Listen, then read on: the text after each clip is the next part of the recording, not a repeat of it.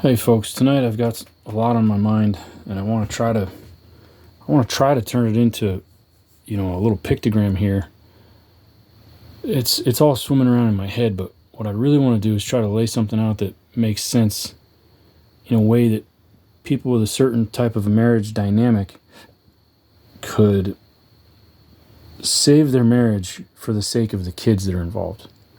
Because, I think anybody that watches my channel knows pretty well that I'm in the throes of a divorce, and what I'm doing right now really is trying to dive into a very intensive, rapid self-healing, because I need to be very productive right now, financially productive. And if I just let time heal this, it's going to be 6 months or a year before I can even really function. And that's not acceptable for the situation that I'm in right now. So, yeah, I have been digging up, all the skeletons of my closet and learning all kinds of new things and looking back with hindsight now that her and I are done, the divorce has been paid for. So there's so many things that we both could have done differently. But mostly it's things that if I did differently, I can't force someone else to behave different. And this personality trait is about the last one that you're going to force to change. You'll die trying. Let's put it that way.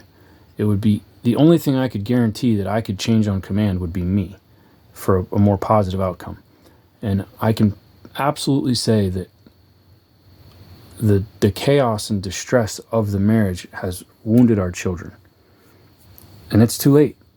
I can't undo it. All I can do is regret it, Now, it would be even more regrettable if I take this information and just conceal it, if I don't help anybody else with it.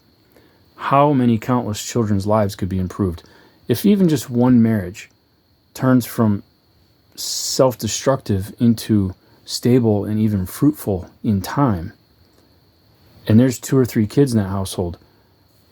50 years from now, when each one of those kids is married off and they duplicate, they multiply, they have their own offspring, how much difference in the world can be done by just saving, helping to save one marriage. So what I'm going to be talking about today, and I'm no psychologist, but what I'm going to be talking about today is attachment styles. Now, I'm going to try to draw a man here. Let's say here's a man, broad-chested. There's his arms, there's his legs, there's his head. And he's joined to a woman. She's got her nice hairdo. There's the dress, arms, legs, right? Man, male, female. The concept of attachment is that these two come together and they meet in the middle somewhere, emotionally, spiritually, physically, sexually, all these things. Now this can be a consequence in either one of them, dismissive avoidant or fearful avoidant. Either one of these partners could have that. I'm only feeling capable of speaking on the situation where the female has this dismissive, fearful attachment. And it can come from lots and lots of things, but one great way is for a sexual trauma or parental neglect. Okay, so if they grew up in a household where the security system that was supposed to keep them safe failed and some predator got through to them, that can cause a lot of problems. But also where, you can have parents that are present, however, they're not very, the child learns to suppress their emotions because their emotions are not being honored and validated and listened to. So this person can grow an anxiety about feelings. They've pushed their feelings down, so these thoughts in their head that have feelings, the identity of feelings, they've pushed it so far underground into the back of their mind that they end up going into adulthood having a coping mechanism issue, a defect in their ability to cope with feelings, highly intense interpersonal feelings. So this person has needs, especially to help cope with anxiety, depression, self-worth, self-image, self-loathing, okay? So this person who, from these traumas, from this stuff that happened in childhood, they're going to go to adulthood with a package of issues, okay? And they're going to demand from their partner support on these issues. But this partner, he's got his own issues, okay? I mean, the roles can be reversed here, but I can only really speak for my own. Now, this partner here can have his own lifetime full of mommy and daddy issues, just like I've got.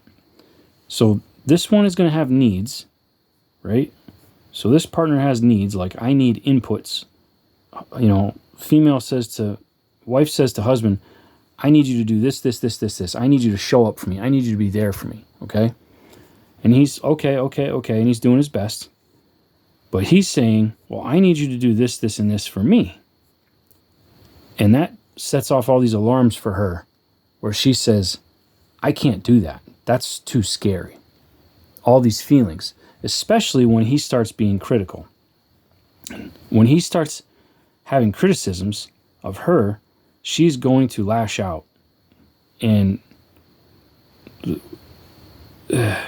this is avoidant attachment. I should have written that at the beginning. Now, this partner may want secure attachment where he wants to meet in the middle, but this partner says, no, I will not meet you in the middle. So they're not stepping out of themselves to go to the middle. So this partner is going to go further and further, and he's going to keep pushing this line closer and closer to this partner. And that causes basically a panic, a terror into this one. And what they need is to push that back. And what would push it back is if they were outputting and meeting their partner's needs. So if their partner has a need for reassurance in a certain department, or their partner has a need for physical intimacy, their partner might have a need for words of affirmation, or maybe it's help with the finances, whatever it is. If this partner's not meeting that need, then this one, he's getting in her face. He's getting into her space, and that's causing a panic. So what does she do? She sabotages. She needs this move back, so she lashes out with all sorts of bad behavior. And of course, there's going to be a tremendous amount of words, and he's going to be saying, why? What is going on here? Why are you doing this? Why are you doing that? Why? And she's going to have this flow of wordiness and all these reasons. And of course, he's a logical being. All he knows how to do is take these words and run them through the filter of his mentality, of his worldview and his reality.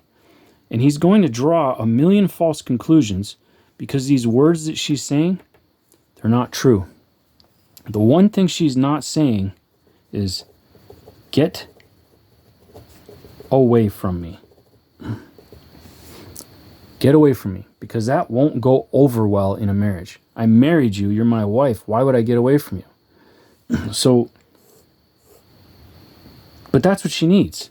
She needs this meetup line, okay, that point where these two people mesh in an intimate connection. She needs their connection to not be so in her face. She needs it to be pushed back over here. She needs him to step away, but she probably doesn't grasp it, doesn't quite understand it, so she can't put it into words. So she goes through all these thoughts in her head of what it might be and rattles off all these things, but that's just not the answer. So he's got all these different mixed stories, and they change all the time. What used to be okay when they first met is suddenly not okay. So the standards for the partner that doesn't have avoidant attachment style, if this partner's got secure attachment,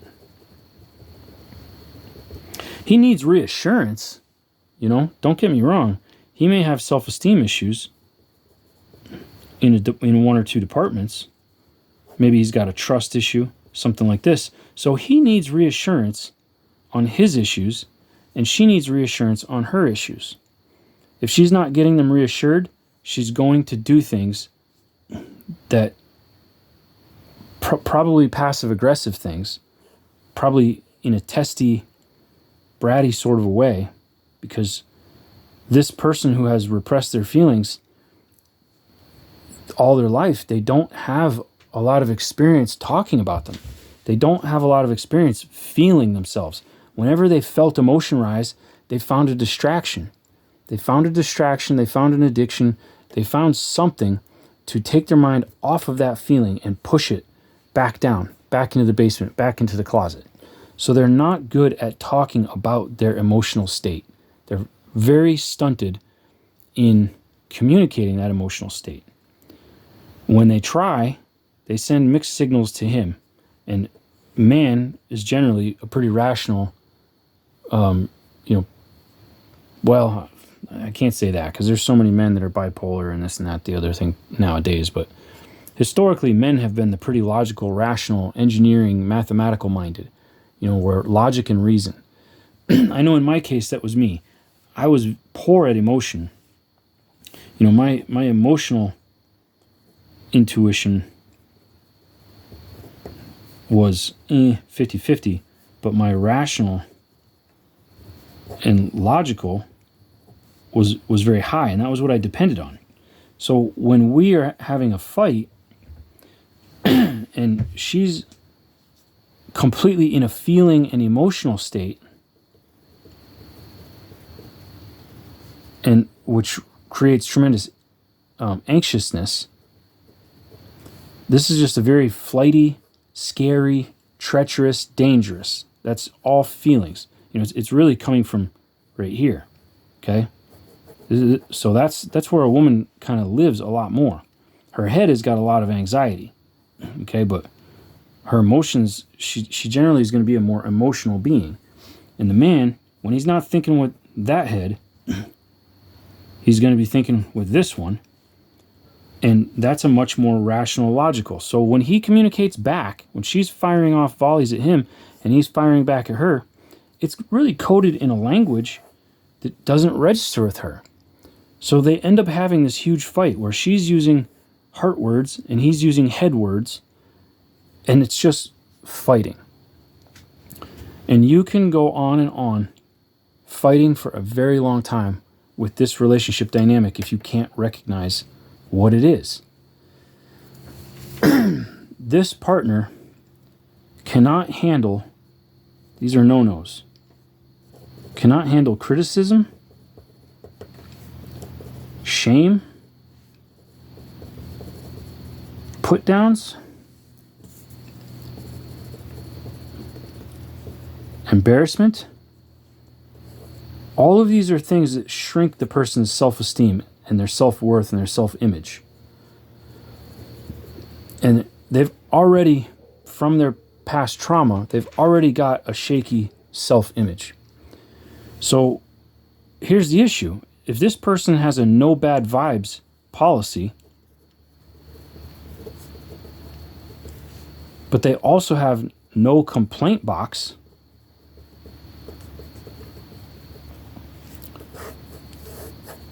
how does this partner ever get to communicate to them about, hey, I've got needs and I need some things to change? This partner is going to become so insecure and so empty, so emotionally distraught. They're going to feel like they're pouring love into this partner and they're not getting it back. It's just unrequited, no reciprocation. Like, I'm always here for you. I'm always listening. I'm always doing this. I'm always doing that. And all I wanted from you was this one thing. And you don't get it for me. Now, this partner shows love in a way that this one can't feel. It might be, it's in non-intimate ways. Okay. It might be paying a bill or coming home with really thoughtful gifts, acts of service. But the issue is that the 5 love languages, when this person feeds their love over in a certain love language format, this one says, oh, that's her love language. So, she buys him gifts all the time, really thoughtful gifts that she puts a lot of attention into. He says, well, oh, her love language must be gifts. He goes and gets her a bunch of gifts and they don't change anything. They don't change anything, and he can't understand why. The issue is that he buys the gift and then he has the expectation of that intimacy, of that return and that closeness without ever knowing. And this can go on for forever because she probably can't even articulate. She probably doesn't even know that closeness that he desires from responding to what he believes is her love language, it doesn't happen because closeness freaks her out. It scares her to death. It destroys her. So what does she do? She sabotages. She sabotages to push this back. She says, not tonight. I got a headache. That everybody knows that one. But she says maybe passive-aggressive, hurtful little things. She does little things to kill that mood, where he's in the mood for closeness, really deep closeness with her. But all she can think is about that time in that one fight 10 years ago when he said some words that cut her down. She's got that no bad vibes, no complaint box, remember? So even though it's been 4 years and he's poured his heart out and catered to her needs and loved on her as best he could, this is what she hears. That one slip. And she might have been screaming her head off at him when he said that one thing one time. Doesn't matter. This is where this gets played over and over in her head. Over and over. So she has this insecurity that he's being disingenuous when he says all these positives. Well, he just wants me for this thing. He just wants me for sex. He doesn't really want all of me. He just wants parts of me. And what she does is she learns how to compartmentalize, especially in the case of sexual trauma. If she has been sexually abused and had her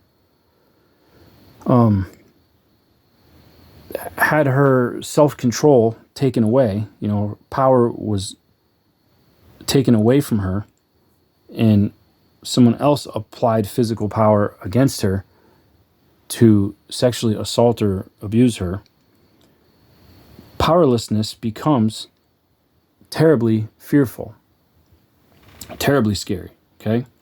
So anything that reminds her of that powerlessness where she was wounded so deeply all those years ago, maybe even as a toddler, that powerlessness, that closeness of a man, and then him with the knowledge that he has power, it becomes very alarming. Very, very alarming. And that causes her to go into this fight, flight, or freeze state.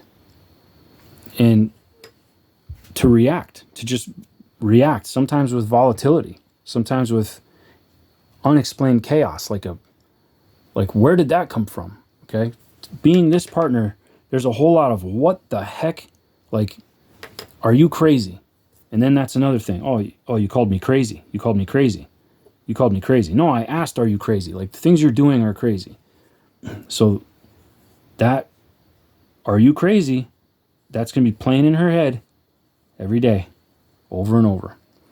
And these things do not get crossed off. These little daggers that hit that wounded self-image, they don't fall off quickly.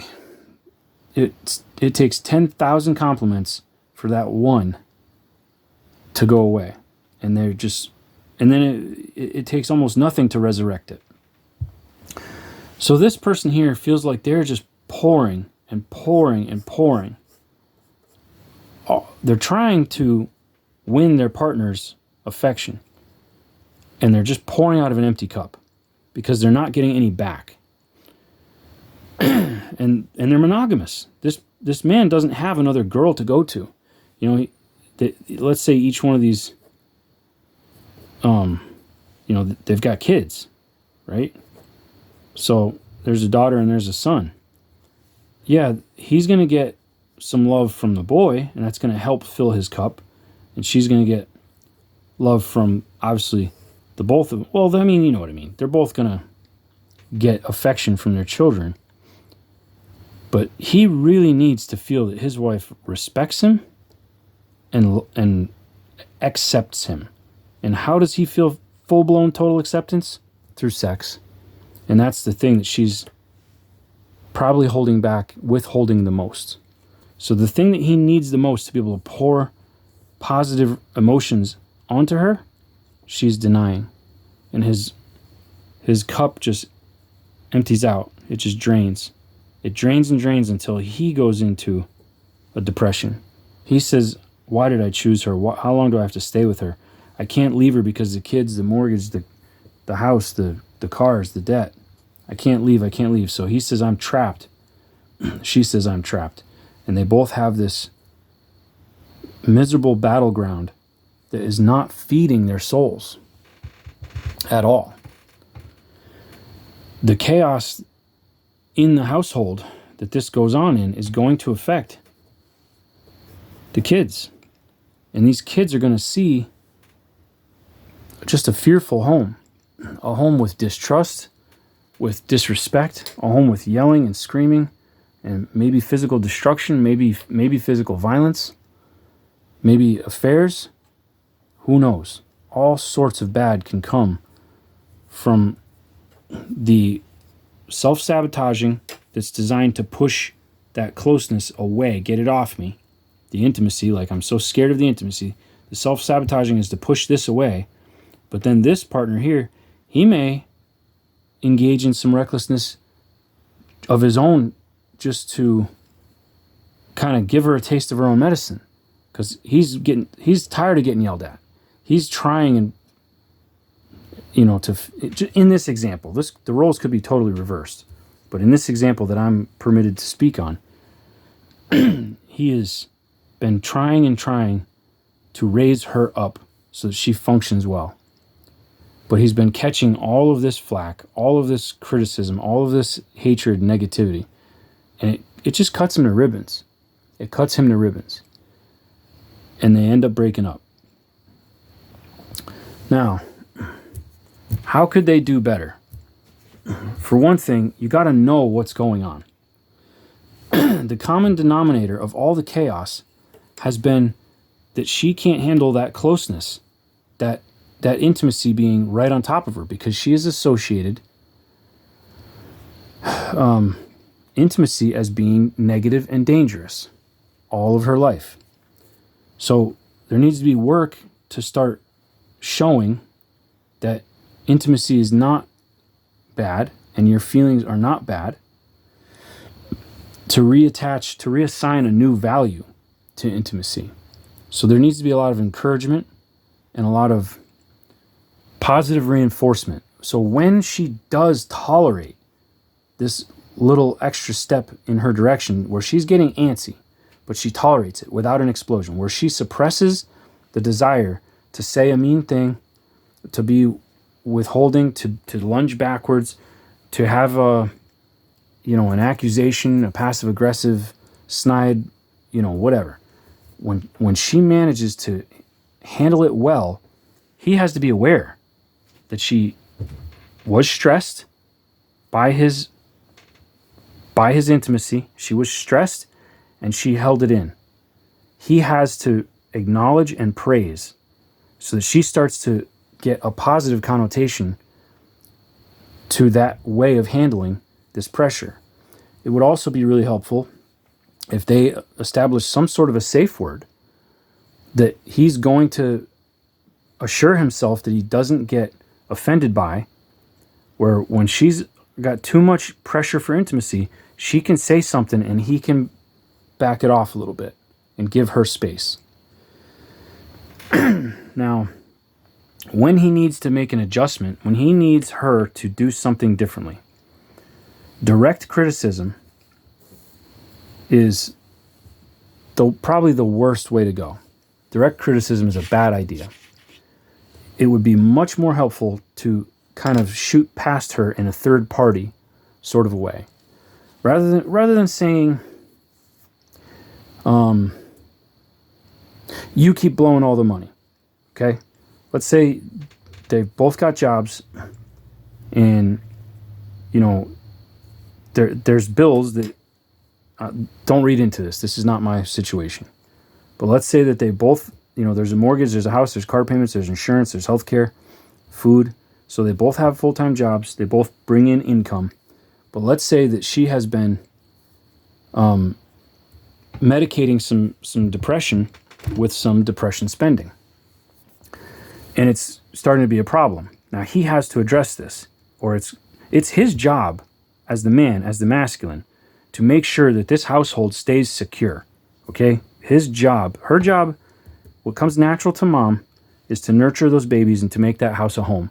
And no, I'm not saying, oh, she's got to cook and clean and this and that. But being the one who makes sure that there's memories, being the one who makes sure that there's surprise birthday parties, that there's that the presents are gift wrapped, and that the kids have this magical childhood, that comes from her. It's not in his nature to do that. His nature is to protect the home from intruders, from danger, right? And from instability. and to protect each member of his household. So let's say that he has to talk to her about the money because the mortgage is looking tight and she has spent a few $100s more than normal this month, and he's looking in the bank account saying, I don't know if we're going to make it. So he has to talk to her. The worst possible way to talk to her is to say, you're blowing all the money. Stop it, dummy. The worst possible thing. That direct confrontation. She's not going to do well with that. She's going to fire back. What he needs to be doing is saying, sweetie, this is what I need from you. I need you to make sure that you are using your self-control, which you're capable of. I know you're capable. I know you can do it. I have faith in you. I love you. I have trust in you. You know, I think highly of you. I know you have the capacity. And I know you're smart too. I know that you're aware that we're in tough financial times and you need to be frugal and come home with that paycheck because you love the kids just as much as I do. You're the best mom. You're the best wife ever, right? He needs to address her performance in a way that is not an attack, in a way that is a dangling of a carrot towards higher appreciation, towards more positive reinforcement. I failed to do these things. I failed. I didn't know this. I can look at the ruins, the total wreckage of my second marriage, and I can say, this is the roadmap that if some old man gave it to me, I could have maybe made this work, maybe made it last and had my needs met. My needs were not being met. Hers weren't either, but my needs were not being met. And I went as long as I could running on empty. And I finally said, just get out. I can't do this anymore. Because I didn't know. My father-in-law told me hush money. He said, just give him money. Total, terrible advice. Anyway, they need love. They need space. Avoidant attachment. They need space. When I was a truck driver and I was gone for a week, that was the best our marriage ever was. Because she had the time to feel alone and missing me. If you're having blowouts with your fearful avoidant, you cannot pursue them. They're going to run away. They're going to run away to their own corner. You cannot keep charging into their corner. You cannot say, let's talk about us 7 days a week. That was me. She needed slow and I needed fast. I needed resolution, like we need to get to the bottom of this. Like this is a big thing we need to talk about and we need to get it all laid out on the table today because I need assurance. I need to know that I can count on you to be there, that you're not going to run off with another man if I say the wrong thing. Like I need assurance. But because I was always pushing the envelope right in her face, she had to go into that fight, flight, or freeze state and then sabotage to get it pushed back. And I did not understand that. So I hope this helps you guys because these are the ones These are the ones that we have to protect. These two are adults. Yeah, we have to really try to protect each other's hearts here. But these ones are so easily wounded, so easily traumatized, these little ones. And life is getting harder and harder for the next generation. We don't need to make it any worse than it already is. So please think about your children. Please try to not cuss your wife out, not cuss your husband out. Please try to filter your words and be kind and forgiving and have grace and mercy and not be hateful, and let that resentment go. The very best thing that you can do is pray while your spouse is screaming in your face and cutting you to the bone with the thing that you know that they're intentionally going after because it hurts you the worst. Your deepest insecurity. You've shared your deepest insecurities, and they're attacking it because they're wounded and they're angry and they're furious and they're going to twist the screws. The very best thing you can do in that moment is to pray to God that He forgives your spouse. Lord, don't charge what he just said to me to his account. Lord, don't charge what she just said to me to her account. Please forgive her for persecuting me. She doesn't know. He doesn't know. They don't know what they're doing to me. Lord, please forgive them. Your heart posture has to be one of grace, mercy, and forgiveness when your spouse is attacking you. Because Satan is right in the middle here. And only loving your enemy. When your spouse is attacking you, they are being your enemy. When they're grabbing that lowest blow, they're being your enemy. God said, pray for your enemy. I guarantee you that the lives of your children and your grandchildren will be affected by your marriage. I guarantee you. So try to make it the best marriage that you can. People, I really appreciate your time here, and I hope that you got something of use out of this. God bless you. Praise the Lord. Thanks for watching.